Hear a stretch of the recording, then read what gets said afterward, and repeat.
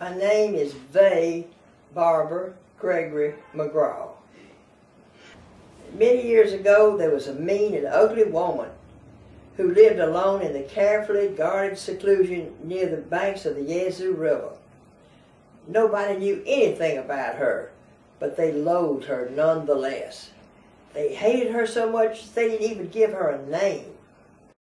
I have an article in here, and it says the Witch of Yazoo, the enduring legend of Willie Morris's Witch of Yazoo, and there's Glenwood Cemetery, and there's a picture of Willie Morris.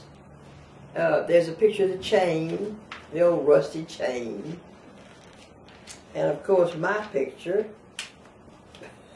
with my outfit on. Oh me!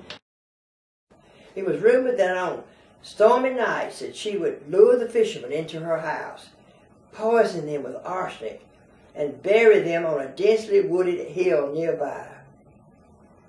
Then one late afternoon in the autumn of 1884, a boy named Joe Bob Duggett was passing by her house on a raft when he heard a terrible, ungodly moan from one of the rooms. He tied his raft to a cypress branch, ran to the house, looked through the window. What he saw chilled his blood and bone. The two dead men were stretched out on the floor of the parlor, and the old woman, wearing a black dress caked with filth and cockaburs, had turned her face up to the ceiling and was singing some dreadful incantation, waving her arms in dramatic circles all the time. And sometime when I'm playing the part of the witch in the cemetery, I do that. Wave my arms in the air. Other times, I don't, but then I have dressed as the witch. And Joe Bob Duggett raced to his raft, and he floated into town. He told the sheriff and his men what he had seen, and they got a horse and a buggy and sped to the old woman's house. And the sheriff chased the old woman into the swamps, where she became trapped in quicksand.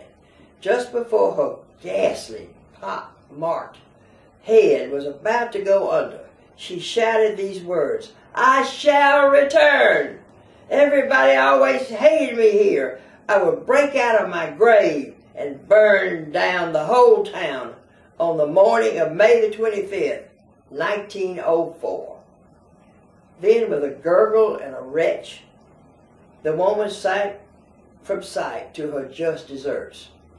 Well, the townspeople retrieved the woman's body, and the next day, with the wind and the rain sweeping down from the hills, they buried it in the center of the town cemetery. Around the grave, they put the heaviest chain they could find, some 30 strong and solid links. 20 years later, the day after the big fire of 1904 had almost completely consumed the town, several citizens visited the old woman's grave, and the chain had been broken as if by some supernatural strength. Like the old woman, who was half ghost and half scarecrow, but all witch.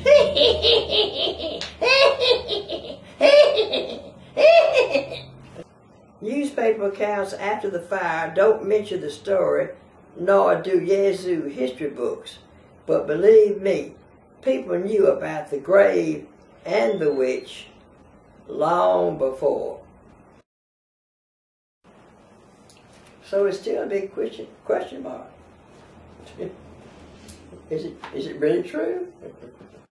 You don't know by any chance where the witch's house was, do you? No, but I have a good idea. Could you say it's fun being a witch? You might want to audit this, but I'd rather be a witch than a bitch.